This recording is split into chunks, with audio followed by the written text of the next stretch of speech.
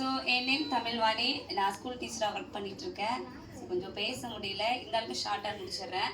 First stage ஏறும்போதெல்லாம் எனக்கு அவ்வளோ பயமோ நர்வஸ் வந்தது இல்லை. ஆனால் இந்த பொசிஷன் நிற்கிறப்போ எனக்கு அப்படியே எனக்கு கண் கலங்கிடுச்சு. ஸோ ரொம்ப ஹாப்பியாக இருக்குது. பார்ட் டைமாக தான் இந்த ஜாப் எடுத்து பண்ணிகிட்ருக்கேன். நான் பார்த்தீங்கன்னா ஒரு பக்கம் ஸ்டடீஸ் படிச்சுட்டு இருக்கேன். ஸோ இந்த பிஸ்னஸ் எடுத்த நிமித்தம் நான் நிறைய கஷ்டங்கள் எனக்கு இருந்துச்சு.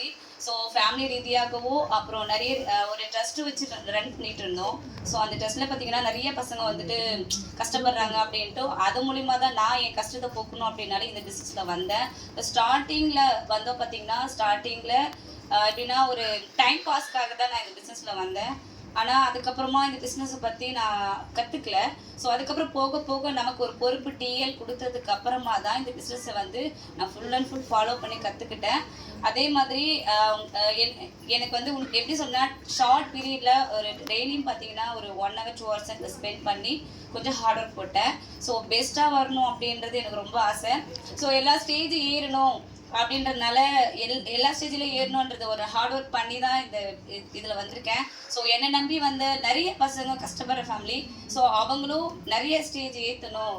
ஸோ அந்த ஒரு மைண்ட் தாட்டில் தான் போனோம். அதேமாதிரி கீழே வரவங்க ஸோ மேலே ஒவ்வொருத்தவங்க போகும்போது நம்ம கீழே இருக்கிறோம், நம்ம ஏற்றணும் அப்படின்னா கண்டிப்பாக தன்னால் ஸ்டேஜ் ஏறும்ன்றது இதில் நான் தெரிஞ்சுக்கிட்டேன். ஸோ நான் ஒரு 3 months முன்னாடி எங்கேயோ ஒரு மூலையில் தான் இருந்தேன். ஆனால் எல்லாரும் இந்த மாதிரி டிஎல் இடி இதெல்லாம் எனக்கு என்னன்னே தெரியாது. ஆனால் அதில் பண்ணணும், அந்த ஸ்டேஜ் ஏறணும்னு ரொம்ப நாள் ஆசைப்பட்டேன். ஸோ அந்த இடத்துல அடுத்து ஒரு 2 months நிற்பேன் நினச்சி பார்க்கல. ஸோ ரொம்ப ஹாப்பியாக இருக்குது. ஃபர்ஸ்ட் ஆஃப் ஆல் இன்னொரு விஷயம் என்னென்னா மேம் என் கூட இருந்தால் நல்லாயிருக்கும். ஸோ ராதிகா மேம் ஸோ ரொம்ப நான் கொஞ்சம் எனக்கு ஹெல்த் இஷ்யூஸாக இருக்கும்போது இந்த பிஸ்னஸ்லேருந்து விலைகள்லாம் நான் டிசைட் பண்ணேன். ஆனால் அதுக்கப்புறம் உன்னால் முடியும், உனக்கு நிறைய திறமைகள் இருக்குது அப்படின்றது எனக்குள்ளே இருக்கிற எல்லாமே மோட்டிவேட் பண்ணி ஸோ இந்த ஸ்டேஜில் ஒரு 1 weekல இடி பொசிஷனில் ஆகியிருக்கேன். ஸோ ரொம்ப தேங்க்யூ ஸோ மச். ஸோ இப்போ பார்த்தீங்கன்னா நான் என் கீழே இவ்வளோ பேர் வந்திருக்காங்க. அவங்களையும் நான் நல்லா ஸ்டேஜ் ஏற்றணும். அதேமாரி நான் மேம் பொசிஷனுக்கு வரணுன்றது எனக்கு இப்போ நினைக்கிறேன். ஸோ கண்டிப்பாக அந்த பொசிஷனுக்கு வரணும்னு எனக்கு தெரியல, ஆனால் வரணும் எனக்கு ஆசை. So thank you so much ma'am.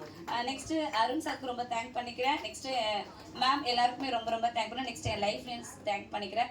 Thank you so much ma'am. ஒரே விஷயம் சொல்லிக்கிறேன், உங்ககிட்ட வர ஐடிஸ் எல்லாருமே உங்கள் லைஃப்லனா இருக்கட்டும், ஒவ்வொருத்தரும் சாதா மெம்பர்னா பார்க்காதீங்க, அவங்கள ஒரு ஐடியும் பொக்கிஷமாக பாருங்கள். ஏன் அதை நான் சொல்கிறேன் அப்படின்னா எல்லாருமே ஒரு ஃபேமிலியாக பாருங்கள். ஏன்னா எல்லாருமே கஷ்டப்பட்டு தான் இது உள்ளே வராங்க. ஸோ நம்ம ஐடி கிடைச்சா மட்டும் போதும், நம்ம போயிடலாம் அப்படின்ற விஷயம் வேண்டாம். ஸோ இந்த இதில் என்னோட டீம்லேயும் சரி ஒவ்வொரு இடத்துலையுமே நான் பொக்கிஷமாக பார்த்து அவங்க கூட நான் ட்ராவல் பண்ணுறேன். Thank you so much.